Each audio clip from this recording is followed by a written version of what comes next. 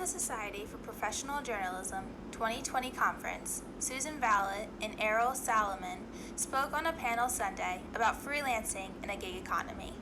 The two, in addition to Laura Lang, spoke specifically on the AB 5 Act passed in California. Valot will give some background.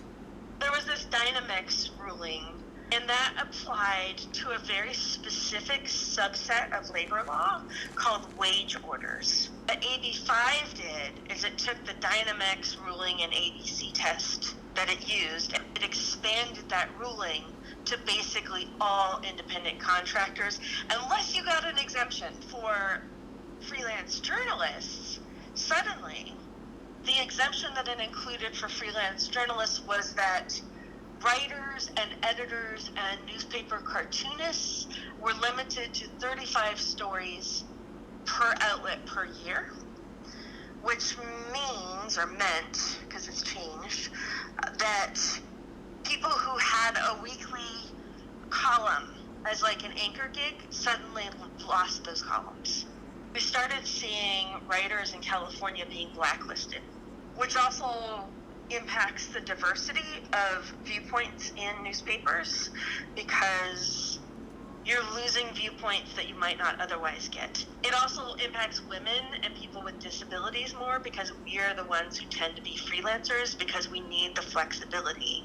Salamon, though, noted occurrences when legislation helped journalists. Freelance isn't free as guarantees freelancers a written contract, full payment, and protection against company retaliation. So the freelancer isn't getting paid and they complain to the person. The Freelance Isn't Free Act protects them against the company taking action against the freelancer. In the city of Minneapolis, they recently passed a freelance ordinance bylaw, which in part was inspired by the Freelance Isn't Free Act from New York, and it gives freelancers similar sort of protections for the work that they do. So, for example, they have the right to a written contract, timely and full payment, that sort of thing, and it gives them a grievance mechanism in case the company doesn't pay them. But the state and city decisions are not all. Valot mentioned the Federal PRO Act.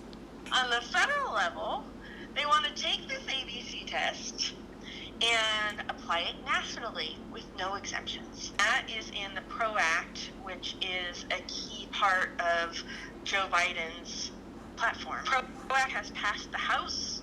Mitch McConnell has said we're not going to even discuss it in the Senate. So it's the Republicans blocking it in the Senate. But if it gets through and Biden were elected, this could be a problem for freelancers.